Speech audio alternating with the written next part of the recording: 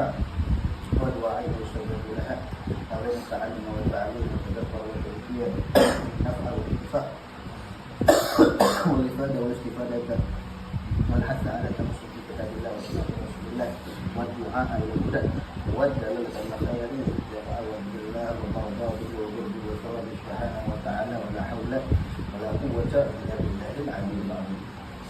بسم الله الرحمن الرحيم. قال الشيخ المالك رحمه الله تعالى وآدم نفع به وبركاته وروحه وانفق الدارين آمين رضي الله عنكم إلى قوله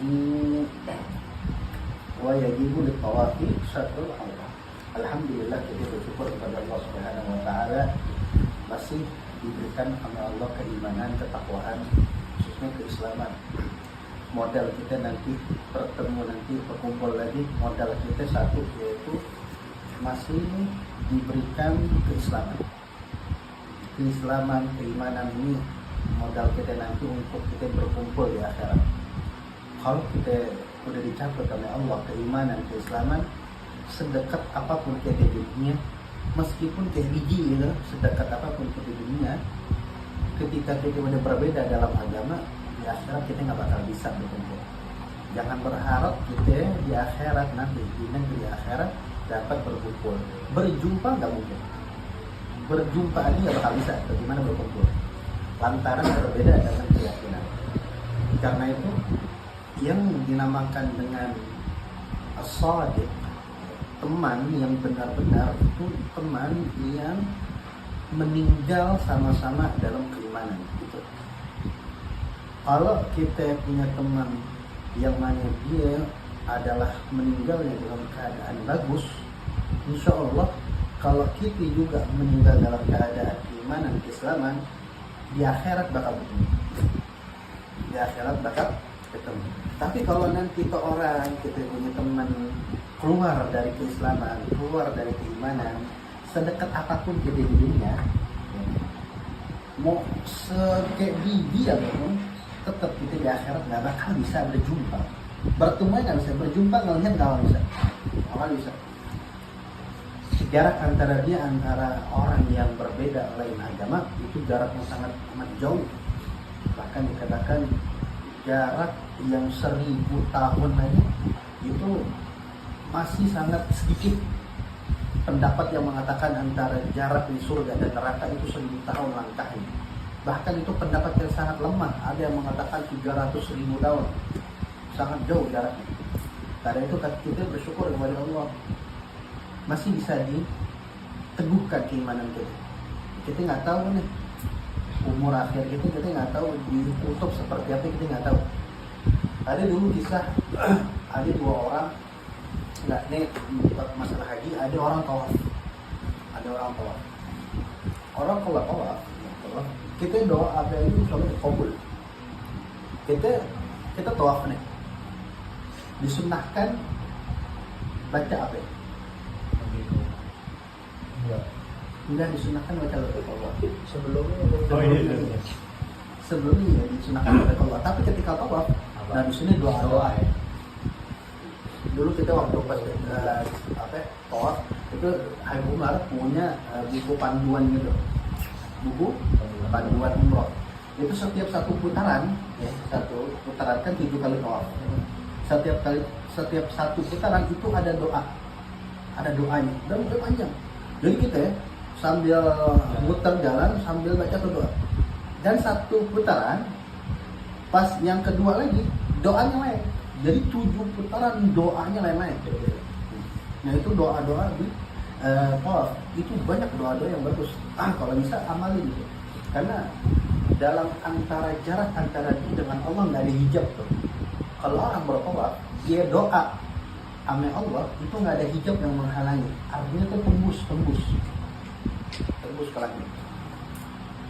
Nah ini orang ada satu ketika dia tawaf dia ngomongnya amitna ala Islam, amitna ala iman. Ya Allah matikan aku dalam keimanan, matikan aku dalam keislaman. Tuh orang minta itu tuh 2 aja. Selama dia tawaf tuh amitna ala Islam, amitna ala iman, matikan aku dalam keimanan, matikan aku dalam keislaman.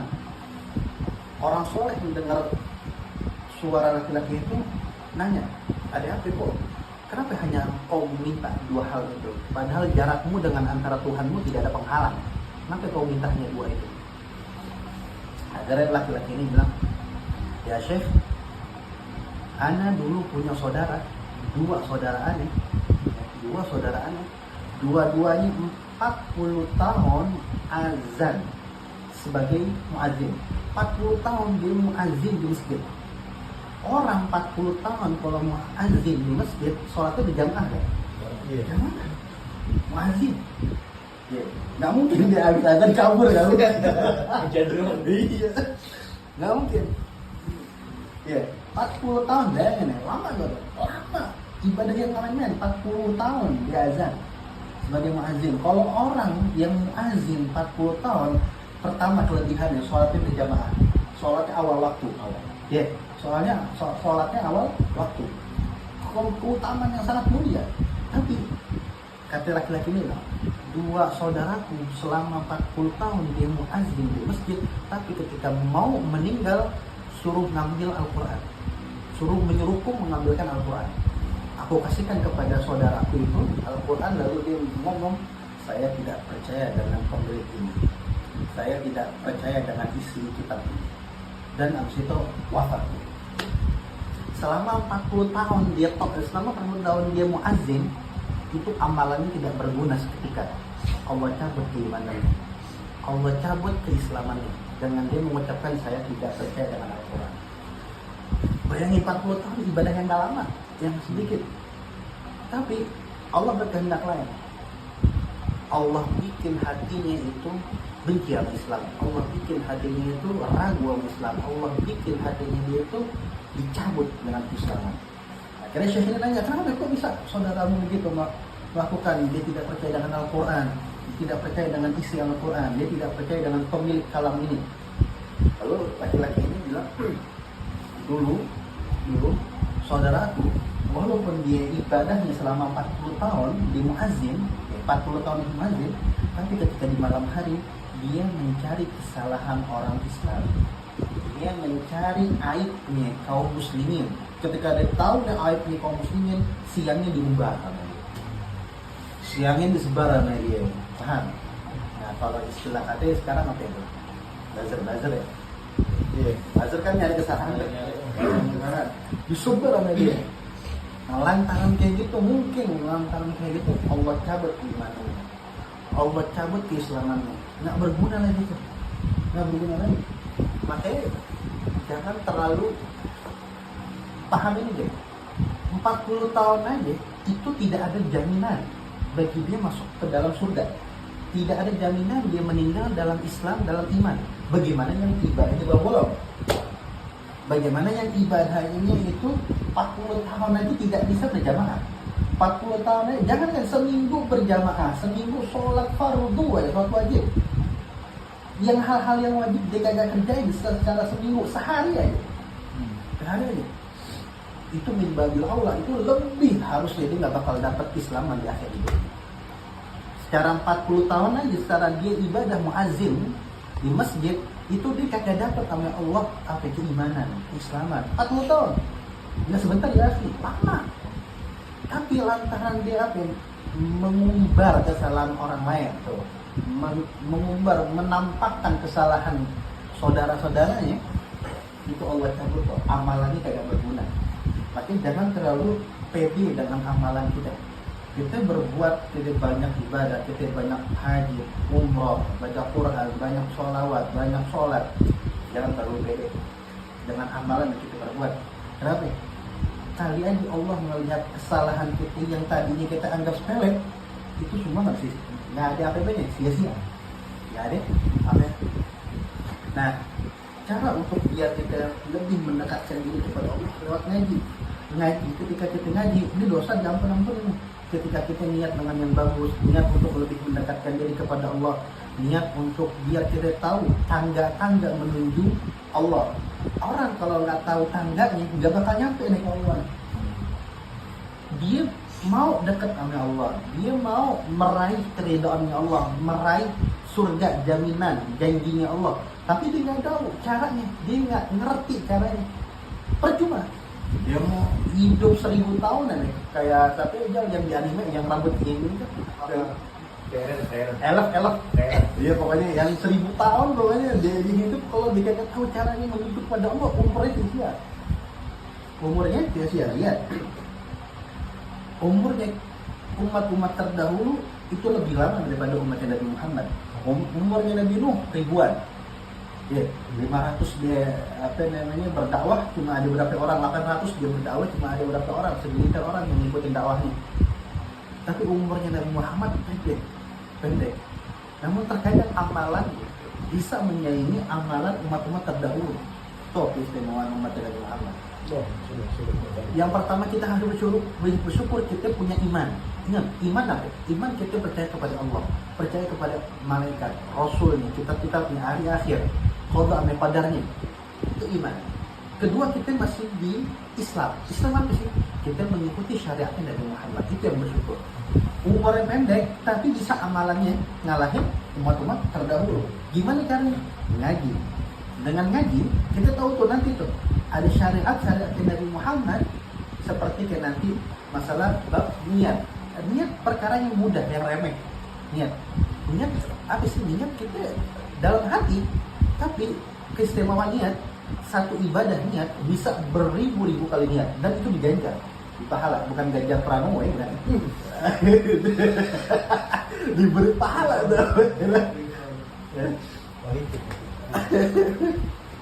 Nah, contohnya orang kita ngaji. Kegiatannya ngaji.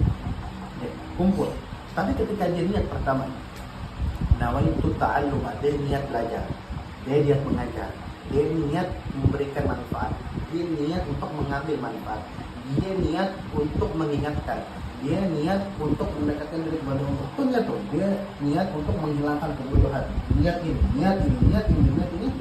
Itu semua niat itu diberikan pahala oleh Allah.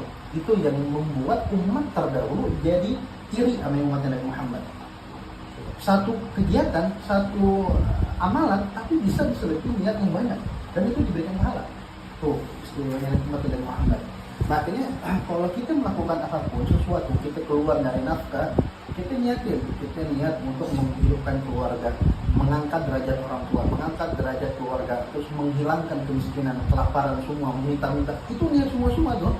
Kita melangkahkan, kita mencari nafkah, kerja, semua itu diberikan pahala oleh Allah. Lantaran apa? Sebab apa? Niat. Sebab niat. Nah, niat dalam masalah haji dan umroh itu namanya ihram. Paham ya? Jadi haji dan umroh itu rukun Islam kelima. Haji sama umroh rukunnya sama kecuali satu, wukuf di Arafah. Haji pertama rukun yang pertama ihram. Ya, ihram itu ihram niat haji. Ya. Ihram itu niat haji. Yang kedua tawaf. Namanya tawaf ifadah. Ya. Tawaf ifadah. Tawaf itu wajib, itu rukun. Nah, dalam bab haji ingat ini yang jadi pegangan. Haji dalam masalah rukun dan wajib beda. Wajib dan rukun, ya, masalah haji sama umrah, asal masalah haji itu beda. Kalau dalam bab masalah lain kayak wudu, rukunnya wudu apa ya? Wajibnya wudu apa ya? Sama. Wajibnya sholat, rukunnya sholat sama. Tapi ketika masalah bab haji, rukunnya haji sama wajibnya haji beda. Paham ya? Jadi rukunnya haji yang pertama ada ihram. Ihram kita udah paham bahwa ihram itu niat haji. Ihram itu billahi ta'ala. Paham ya? Niat ihram. Nah, yang jadi pertanyaan, kapan kita mulai ihramnya? Kapan kita mulai niat hajinya? Kapan kita mulai niat umrahnya? Nah itu, kemarin kita udah bahas. Ada yang namanya miqat, ya. Ada yang namanya miqat. Miqat itu ada dua, miqat zamani, ada miqat makani. Kalau miqat zamani artinya miqat tempat, waktu yang mana waktu itu disahkan, diperkenankan, ya, untuk niat ihram haji. Jadi masalah haji ya. Jadi miqat haji, miqat zamani ini khusus kepada haji. Kalau umrah nanti beda. Ya. Kalau umrah itu nggak ada miqat zamani. Umrah nggak ada miqat zamani. Nah, miqat zamani kemarin kita udah mulai dari Syawal, Dzulqa'dah, terus sama 10 dari Dzulhijjah. Jadi dia mulai haji, misalkan dia berangkat Ramadan. Ini orang mau haji nih, berangkat Ramadan. Nyampe sono, ya, nyampe Saudi ternyata masih Ramadan, 29 Ramadan. Dia udah bisa ihram belum? Dia udah bisa niat haji belum? Belum. Kenapa? Karena dia belum masuk bulan Syawal. Yang mana bulan Syawal itu merupakan miqat zamani. Waktu yang disahkan untuk ihram. Paham nggak? Dimulai dari Syawal. Tapi kalau nyampenya Syawal, dia nyampenya Syawal tanggal 5 misalkan, dia niat ihram bisa nggak? Bisa, karena udah masuk miqat zamani. Itu pertama. Jadi miqat zamani waktu yang disahkan untuk niat haji. Nah, kalau umroh nggak ada miqat zamani. Ya, umroh nggak ada miqat zamani. Mau kapanpun itu boleh. Paham nggak? Nah, itu yang pertama. Yang kedua miqat makani. Miqat makani tepat. Kapan, di mana kita mulai niat ihram? Itu pertanyaannya. Di mana sih? Kalau misalkan sholat, di mana kita niat sholat? Takbiratul ihram. Paham ya? Iya. Tapi di mana kita mulai niat haji atau niat ihram? Nah, tempat yang disediakan untuk ihram atau tempat yang disediakan untuk niat haji atau umroh namanya miqat makani. Paham? Miqat makani. Nah, miqat makani ini udah ada ditunjuk-tunjuk oleh Nabi. Pertama ada Masjid Aisyah, Bir Ali. Ya.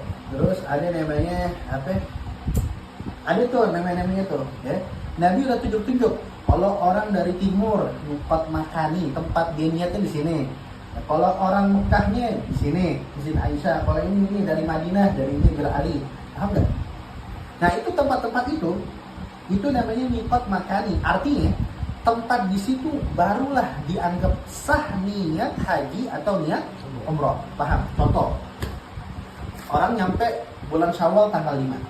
Pas tanggal 5 dia belum masuk ke dalam, contoh kita ambil miqat satu yang gampang, Masjid Aisyah. Masjid Aisyah ketika kita belum nyampe ke Masjid Aisyah, baru di luar Masjid Aisyah nyampe, kita udah niat misalkan, saya niat haji, ahram tuh bismillah ta'ala, saya niat ihram haji, ya, saya niat haji atau saya niat umroh misalkan, ya, di luar Masjid Aisyah. Belum nyampe. Pertanyaannya sah gak niatnya? Enggak. Kenapa? Karena dia niatnya bukan di miqatnya. Paham bahasanya tuh, istilahnya. Bukan di Masjid Aisyahnya. Masjid Aisyah dinamakan miqat makani. Paham ya? Jadi gitu, itu yang harus kita perhatikan. Jadi rukun yang pertama ihram. Paham? Ihram, apa itu ihram? Ihram niat haji atau niat umroh. Kemarin kita udah bahas, ada yang niatnya bisa bareng haji sama umroh, tamat, ada qiran, ada tamattu, ada infirad, ya. Nah, sekarang kita bahas lalu rukun kedua. Nah, rukun kedua daripada haji atau umroh, ya, itu namanya tawaf. Tawaf, paham? Nah, tawaf di sini ya, wajibu ditawafi, wajib bagi orang yang bertawaf, ini wajib deh, satrul aurah, nutup aurat. Nah, ini yang harus diperhatiin. Ini banyak orang-orang yang nggak paham. Menutup aurat ketika dia apa namanya?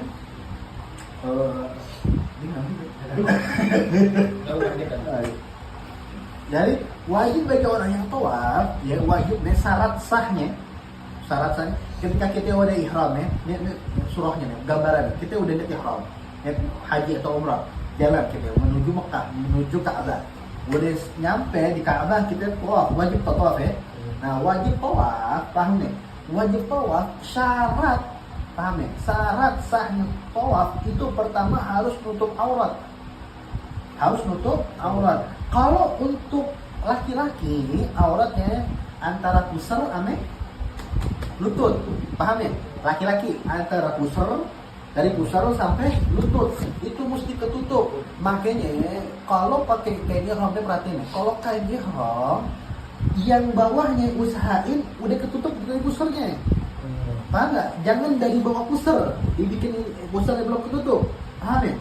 Tapi mulai dari pusarnya ketutup. Nah, kalau udah ketutup udah aman nih, paham nggak? Ya, sama kayak pakai sarung nih. Pakai sarung. Ya, ini pusar. Pusar. Di atasnya. Harus di atas nih. Jadi ini udah ketutup semua, paham nggak? Nah, yang atas Kenapa kayak gitu?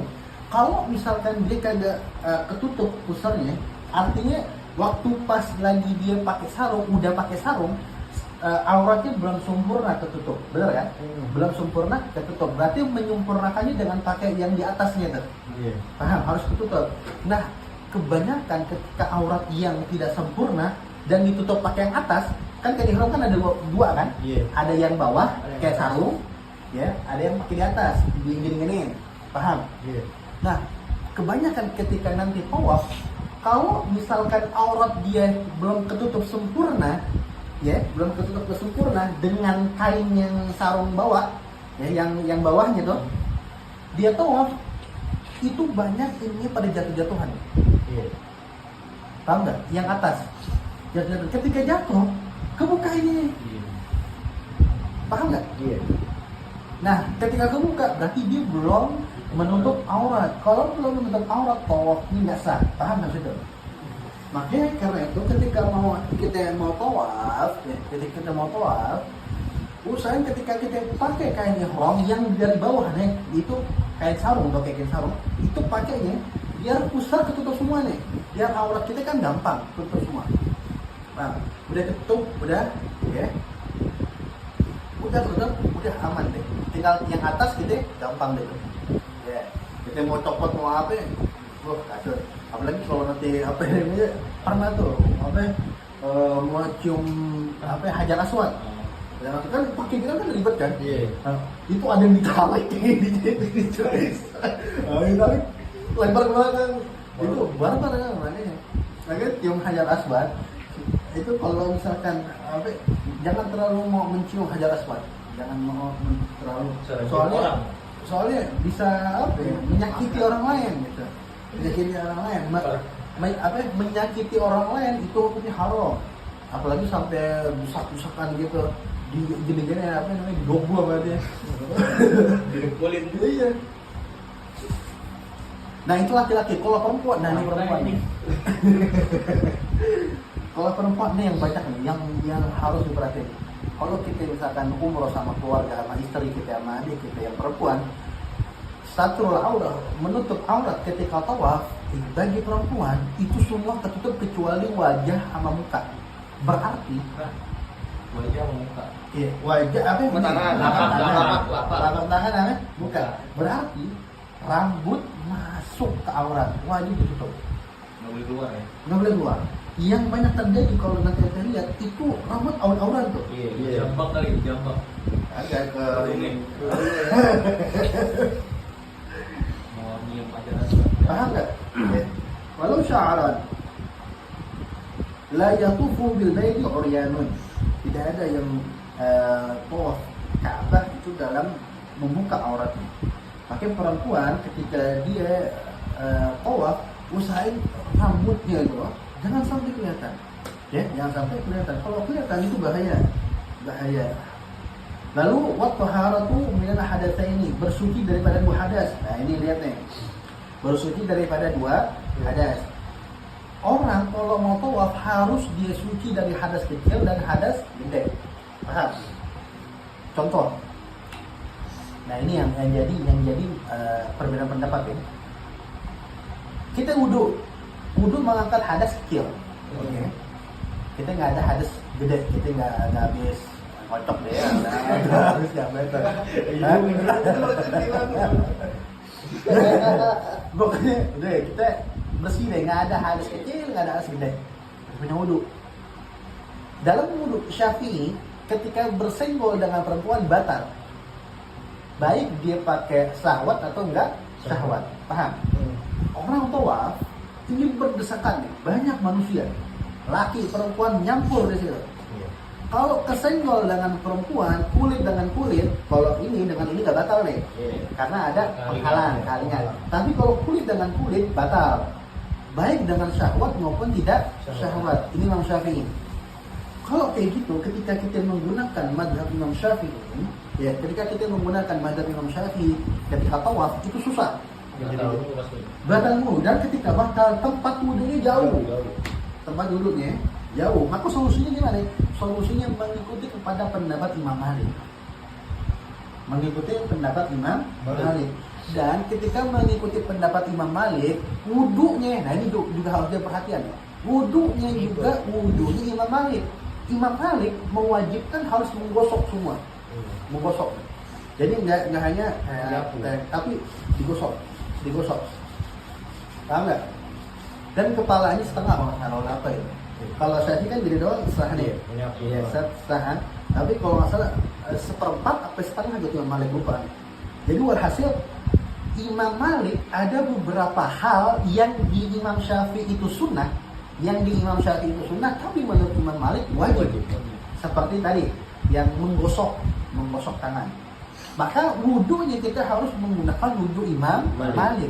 Ketika kita udah menggunakan wudhu Imam Malik, kita niat tuh, maksudnya pas wudhu kita mau menggunakan niat dalam hati, mau menggunakan pendapat Imam Malik, mau taklid, bahasanya taklid Imam Malik.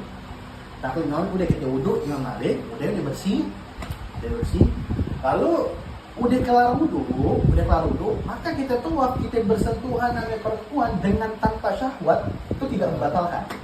Paham ya? Dengan tanpa syahwat tidak membatalkan. Itu solusinya. Cuma ada salah satu pendapat dari kalangan Imam Syafi'i. Nah ini yang harus pernah sempat ketemu, gue lupa gimana.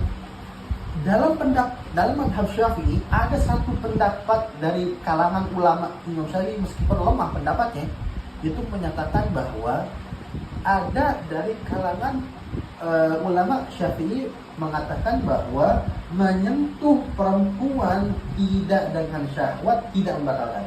Yang membatalkan hanya dengan syahwat, sama dengan Imam Malik. Paham maksudnya? Jadi ada kalangan sebagian ulama Imam Syafi'i berpendapat bahwa kalau menyentuh perempuan dengan tanpa syahwat tidak membatalkan. Berarti kalau ada pendapat kayak gitu nih, ya perhatiin. Kalau ada pendapat yang kayak gitu, berarti kita wudhunya dengan wudhu Syafi'i aja. Paham nggak? Wudhu dengan Imam Syafi'i. Dan ketika udah kelar, kita mau tawaf, kita niat itu.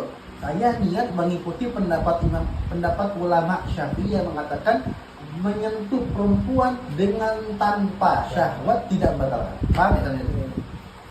Lalu wa'anil najasah, dan harus suci daripada najis.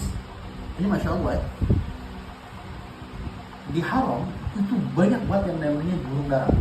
Iya. Tapi ketika nanti di dalam Ka'bah itu jarang ada tai burung dara. Masya Allah. Itu kalau keluar daripada Ka'bah ya, itu burung dara banyak tuh di luar di aspal ya. Tapi ketika kita masuk ke Ka'bah itu nggak ada burung dara. Itu nggak ada. Nah, kalau misalkan kita lagi tawaf, tiba-tiba digerakin burung dara. Lagi apes tuh.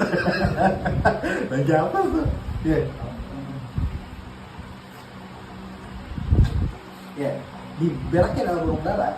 Maka, nah di sini ulama Imam Syafi'i berpendapat, ya itu dimaafin. Ya, itu nggak sampai. Burung dara, ingat burung dara nih, cuma dimaafin burung dara. Kenapa? Karena terkadang ada ketika musim haji itu burung dara emang banyak tuh. Dan sulit dihindarin, pasti kena tainya. Artinya itu burung dara pasti berak, dan pasti ada salah satu yang kena tainya. Nah orang yang kena tainya, itu dimaafin. Nggak perlu bersihin lagi nih bisa. Iya, artinya bukan nggak perlu bersihin. Oh, perlu. Cuma tawafnya tetap sah.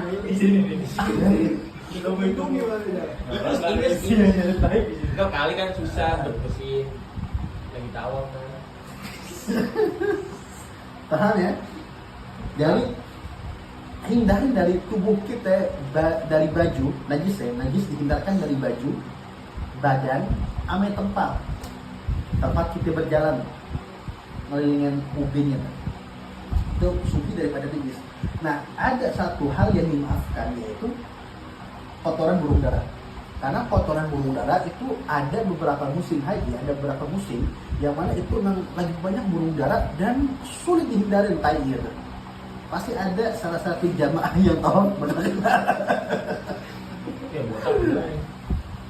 Ya. Nah, terus yakuna sab'at tawafin fil masjid. Nah, tawaf itu harus 7 kali tawaf secara yakin. bicara, oke, meskipun dengan didorong pakai ontak, pakai kendaraan. Jadi gini, sekarang lantai pertama Ka'bah itu bagi orang yang berjalan. Paham? Iya. Nah, lantai 2 itu bagi orang yang didorong kursi. Paham nggak? Yang nggak kuat. Nah, itu gimana sah nggak? Tetap sah. Jadi tawaf itu keliling 7, baik dia dengan berjalan kaki maupun dengan pakai kendaraan. Paham? Nah, jadi ini Ka'bah nih, misalnya. Ini Ka'bah. Nah, lantai 2 di sini nih. Lantai 2. Ini biasanya yang digunakan untuk para jompo-jompo, ya pakai kursi roda. Nah, di lantai bawah di sini itu bagi penjalan kaki. Iya, bom. Jauh dong. Iya, makin jauh. Makin jauh gitu lagi. Makin jauh. Jauh. Yang atas makin jauh. Nah, dia tawaf 7 kali tawaf secara Dari gue ini, gue kamu lanjutnya 3. Iya, gue pikiran sampai angkat berak, digerakin orang anjing. Ngomong siapa yang gerak orang? Bagi gue tahu tiba-tiba. ya. Dari orang nih. Nah, sekarang gimana kalau misalkan kita ragu? Kita dalam sholat ya. Kalau kita ragu misalkan 2 atau 3, ambil yang kecil, yang sedikit. 2 gitu. Ya, kita misalkan udah tawaf nih, udah 6 apa 7 ya, ambil 6. Jadi kaidahnya gitu. Ketika kita ragu bilangannya 7 apa 6, maka ambil yang kecil. Paham ya? Ambil yang kecil. Atau misalkan dia udah kelar, cuma ragu, nih gue udah 7 udah lengkap kan belum ya? Sekali lagi, ambil yang kecil. Gitu. Paham nggak?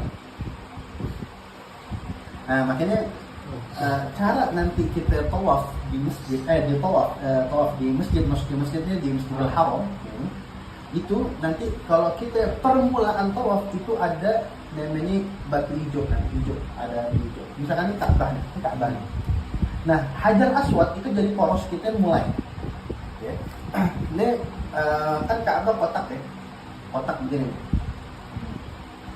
Hajar Aswad di sini nih. Iya. Hajar Aswad. Nah, kita miring, nggak begini. Kiri yang tadi. Iya. Kiri. Kan kiri kita ini Hajar Aswad. Iya. Kiri kita Ka'bah. Tahu nggak? Ini kan kiri nih, kiri. Kiri kita Ka'bah, ya. Nah, mulai kita dihitung start 1. Nah, di kiri udah sejajar dengan apa namanya? Hajar Aswad. Dan di kanan biasanya di kanan ada tandanya tuh hijau. Lampu hijau. Itu tandanya tuh. Tanda setara kita hitung 1. Dihitung mau 1. Paham? Kenapa ya? Kecil nih gitu. Paham nggak? Jadi setaranya dari situ. Jadi kiri, ya. Hajar Aswad. Nah, kita ketika ini kita lambang kanan, opil Apa dia? cium. Ya, kita apa yang lupa doanya itu. Open Antonio. Kiri jalannya. Coba diri. Terus sebelum apa sudah? Sebelum mulai. Pas. Iya, sebelum mulai berarti. Pas mulai nih. Pokoknya pas kita berpapasan dengan Hajar Aswad, langsung itu kita salam. Assalamualaikum ya Hajar Aswad. Hajar Aswad nih. Iya, Pas mau mulai berarti. Iya, pas mau mulai kan mau Hajar Aswad kan? Iya. Mulai. Nanti pas ketika kita Ketemu lagi. iya, Kita lagi. Oh, siap ketemu. Ya, ada 2 kali Oh, kita ketemu ya? Oh, ada 2 kali. Ada 2 kali. Ketika pas Hajar Aswad sama ada di sini nih rukun Yamani. Iya, rukun Jadi Yamani. jadi ini Hajar Aswad di sini nih. Hajar Aswad. Iya, Nah, sejajar sononya. kan kota kan ada Ka'bah kan? Kota. Iya, kota kan. Nah, ini yang satu sisi Hajar Aswad, sebelum satu sisinya ini Iya, yaitu rukun ada. Yamani. Nah, rukun Yamani juga dia sunahkan ngangkat tangan. Biasanya di situ baca Rabbana atina fid dunya hasanah wa fil akhirati Dari hasanah wa qina adzabannar. Ngadain boleh enggak? Ya, hijau banget, hijau banget. Tapi baca Rabbananya dari Rukun Yamani sampai ke Hajar Aswad kan nyampe. Belum diinjek sampai belakang. Pas Hajar Aswad baru tuh Iya lagi. Gini-gini. Kalau nggak salah pas di Hajar Aswad tadi baca Allahu Akbar. ya. Lupa ada bacaan. barang kan. Hah? Bayarnya. Ya. Kali tahu dapat voucher gratis. Lo mau ke Hero, dapat voucher Hero. Freedom. Nah, terus tadi kan syaratnya 7 kali. Wal baitu an yasarihi, Ka'bah di kirinya dia. Wa huwa kharijun anhu. Nah ini perhatiin. Si dianya itu di luar Ka'bah. Artinya dia bukan di dalam Ka'bah. Putri jerawat. Pertanyaannya nih, kalau misalkan orang di dalam Ka'bah, bagaimana dia tawaf? Iya. Jauh ini tadinya aja Di dalam kan Ka'bah. luar. Kan tadi kan bilangnya di luar, kalau di luar. Enggak, Paham nih, paham nih, paham nih. Emang harus di luar. Emang harus di luar. Maksudnya di luar Ka'bah, ini kan Ka'bah di luar itu Apa kan. sama Masjidil Haram beda. Masjidil Haram tuh lingkungan masjid. Ka'bah tuh yang kotaknya. Nah, dianya itu di luar dari Ka'bah, bukan dianya di dalam Ka'bah atau dari warisan Ka'bah. Jadi gini, ada yang namanya Hijr Ismail. Iya. Hijr Ismail tahu nggak? Ini kan Ka'bah. Ada di sini nanti bulatan ini. Iya, yang ada lewat Satu. deh. Oh iya. Iya. Yang biasa buat imam ya? Enggak. Nggak tahu deh, itu Imam biasanya di pokoknya di sini pintu. ada letter U gitu tuh. Itu Untuk apa? itu tahu yang ada itu kan di sampingnya tuh. Iya. Ya. Nah, itu nggak boleh di situ tuh. Nggak boleh Lewat motong. di Nah, situ. iya. Kalau dia muter Kalau- potong jalan, Itu kan kan di- nggak kayak Iya. gitu. Kan ada pintu tuh. Ada pintu. Kenapa? Ya. Karena Ada pintu. ini bagian daripada Ka'bah. Bagian dari Ini masih Ismail. Ini istilahnya di dalam dia masuk tuh yang masuk tadi. Iya, paham nggak? Syaratnya si Luar. orang yang tawaf harus di luar Di luar Ka'bah. itu yang Nah, makanya kalau dia ketika tawaf potong jalan melalui dalam Jadi Ka'bah, misalkan di sini, set, di sini ada pintu, potong di sini lewat dalam Ka'bah gitu. Nah itu nggak sah tuh, paham nggak maksudnya? Iya. Begitu juga pas jadi Ismail, tahu-tahu di sini dibuka nih, kan ada pintu dua nih. Iya, dua. Ada pintu dua, dia set potong begini, nah ini nggak sah tawafnya. Kenapa? Karena syarat daripada tadi tawaf, Di luar. pertama dia si orang tawaf harus di luar Ka'bah. Nah ini wilayahnya ini masih wilayah Ka'bah, dulu itu nyatu, akhirnya Dipisah. iya dihancurin sama si Ismail. Terus itu syarat daripada tawaf, ya. Tawaf. Lalu walau masyaallah tadarrah. Nah, dan yang harus diperhatikan ketika kita mau tawaf, jangan pernah kita dalam ihram itu megang Hajar Aswad yang ada masih wangi-wangian atau megang kiswah Ka'bah. Kenapa? Karena kiswah Ka'bah tuh wangi minyak. nggak boleh. Nggak boleh. Kita orang yang muhrim, orang tahu muhrim artinya. Ya, muhrim itu orang yang lagi ihram, orang yang lagi ihram, lagi melakukan ritual, lagi melakukan amalan haji. Nah, dia tidak boleh memakai wangi-wangian. Makanya ada tuh beberapa orang kalau dia tawaf, ya, dia megang tuh kiswah, tahu kiswah? Iya. Yang penutup Ka'bah, yang kainnya tuh. Yang kain Dia itu, pegang. Cak. Nah, itu wangi banget. Berarti ketika dia megang itu sama aja dia berwangi-wangian. Tahu nggak? Tapi kalau bisa hindari aja tuh. Kelarin dulu deh. Kelarin dulu perkara. Di bagian agak luar aja. Iya, keluar. Nggak berbut juga kan. Iya. Dan kita ketika tawaf itu jalannya santai. Santai aja, nggak bergugur ya. Iya. Nah, tapi nanti ada namanya rommel. Rommel tuh jalan kayak tentara. Tahu nggak? Lari Itu kecil. Ada instruksinya ya? Kalau di sa'i ada. Kalau di tawaf Kayaknya enggak. tawaf tuh jadi pertama kita pelan, nanti kencang pelan gitu. Jadi nggak terlalu Yang bantuin gitu ya siapa? nggak ada. Nah, ini kan udah tahu lari. Wah, dulu. Enggak sampai lari juga. Sampai lari juga. Tiga doang. Nah, terus ketika udah tawaf udah kelar, paham ya? Ini perhatiin. Tawaf udah kelar, usahain kita sholat namanya sholat sunnah tawaf. Sholat apaan? Nah, Ada. sholatnya di luar. Ini kan, nih tempat orang tawaf nih. Iya. Tawaf. Ketika kita udah kelar 7, inget nih, 7 pas ngelewatin Hajar Aswad, jangan sebelum. Pas sebelum kita balik, itu belum 7 namanya. Gua yang bingung dulu. Ya, capek. Paham ya maksudnya? Ini kan Hajar Aswad nih. Iya. Kita Udah keluarin baru ke 7 tuh. Ketika keluar tuh dari ajaran garis finish gitu kalau kita nggak nyampe finish. Nah udah nyampe, udah kelar, kita sholat sunnah tawaf namanya. Nah sholat sunnah tawaf, kalau bisa itu kita ngambil jarak namanya pintu Ka'bah itu ada namanya multazam. Multazam, paham ya? Ini kan Ka'bah ini pintu Ka'bah nih. Ya, pintu Ka'bah kan, ini kan Hajar Aswad, pintu Ka'bah.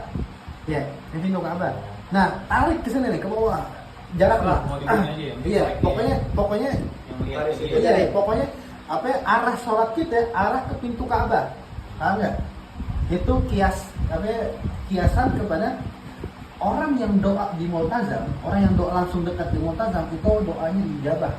Nah, susah ya. Itu susah. Cuma ulama mengkiaskan begitu juga orang yang sholat menghadap atau doanya menghadap ke arah multazam.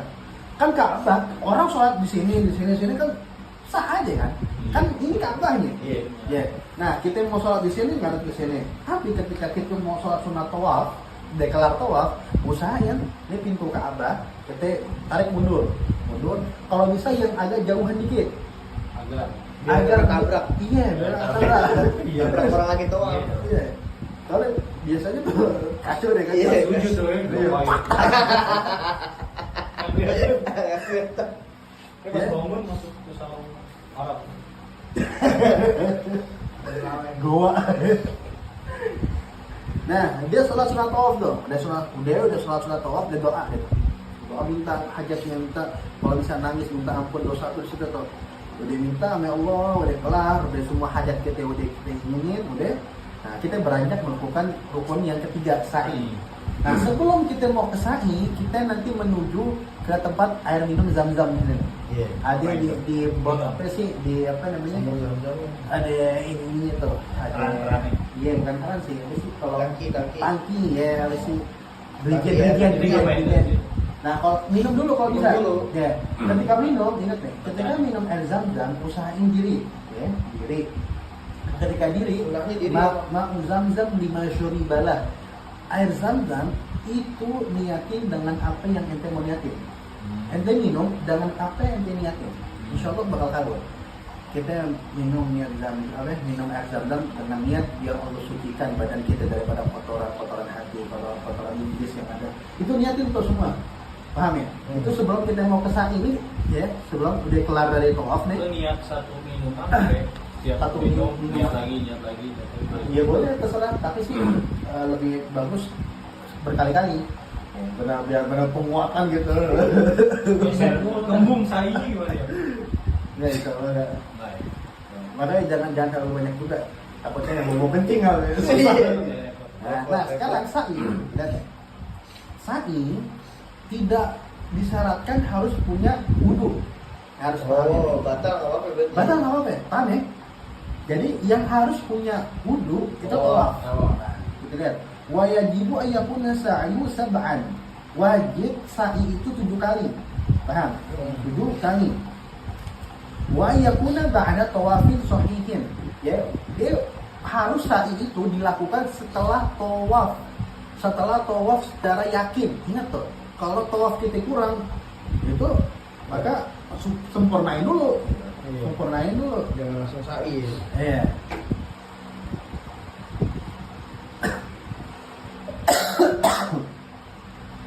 Terus yang pertama kan sa'i 7 kali, ya.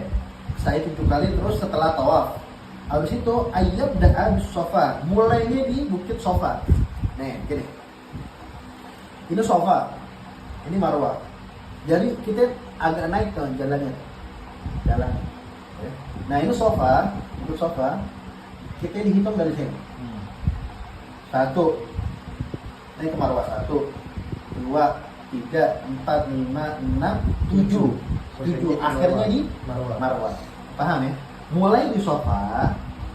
Jadi hitungnya bukan gini nih. 1 bolak-balik, bukan, tapi sofa ke Marwah dihitung 1. 1 Marwah dihitung ke sofa 2. Ya. Nah, itu mulai di sofa lalu diakhirnya di Marwah.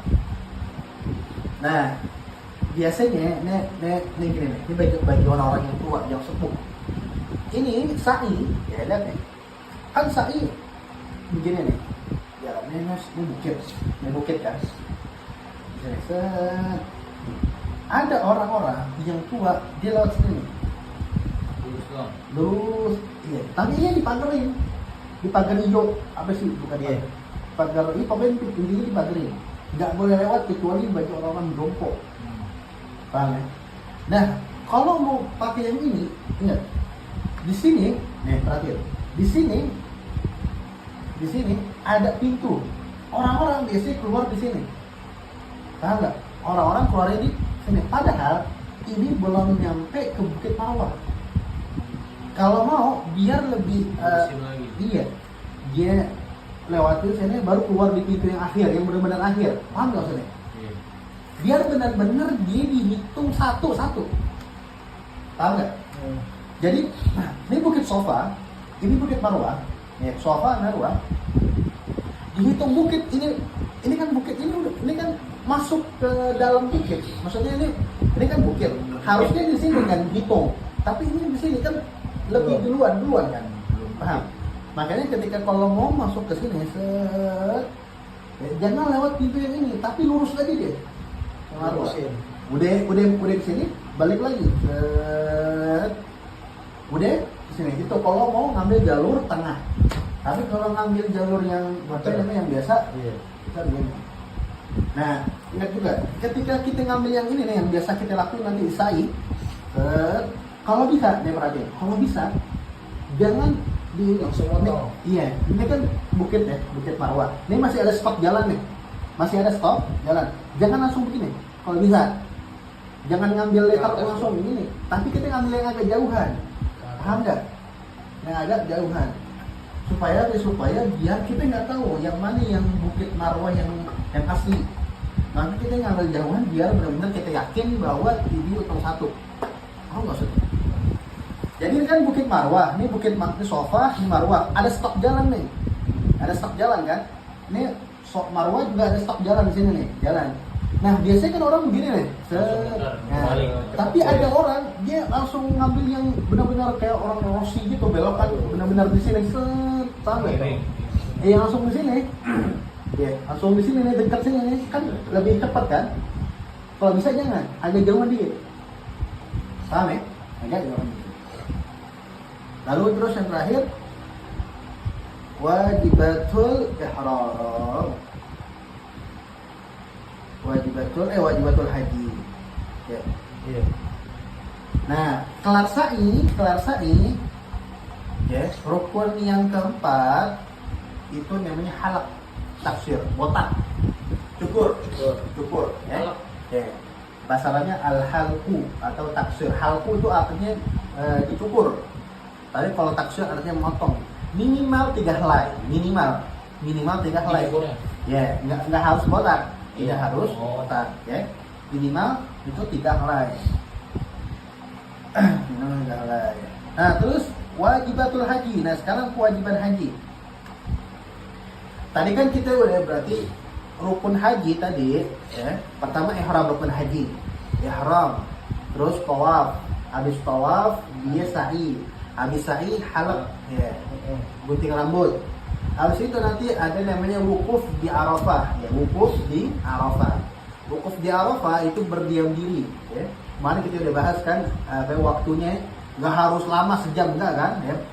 Nggak harus sejam, berapa menit juga itu udah cukup. Yang penting kita wukufnya di wilayah Arafah, paham? Nah itu sekarang Arafah kan kecil sekarang, tapi Arab Saudi diperluas. Jadi misalkan Arafah itu segini nih. Dari sini sampai sini Arafah. Tapi karena membludaknya manusia, Saudi membuat aturan baru. Jadi Arafah sebenarnya dari situ sampai situ. Paham nggak? Orang yang dia wukuf di sini, maka kalau menurut hukum Saudi sah. Paham ya? Tapi kalau menurut hukum yang dulu belum sah. Nah, karena ini perluasan. Maka biar lebih hati-hati, usahain kita wukuf benar-benar di yang namanya Arafah. Paham? Wilayah Arafah yang dulu, ya. Terus udah wukuf Arafah, ya itu namanya rukun haji. Rukun umroh sama rukun haji kecuali wukuf. Umroh nggak ada wukuf. Kalau umroh ihram, terus tawaf, sa'i, sama tahallul deh. Jadi tahallul itu istilah cukur. Oke. Wajibatul haji lagi nih.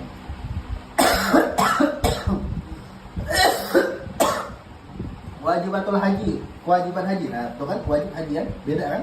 Tadi kan rukun haji, sekarang wajib haji. Wajib aja ban al-ihram min al-miqat. Ihram kudu di miqat. Paham enggak? Ihram kudu di miqat. Baik miqat makani. Ya. Baik miqat makani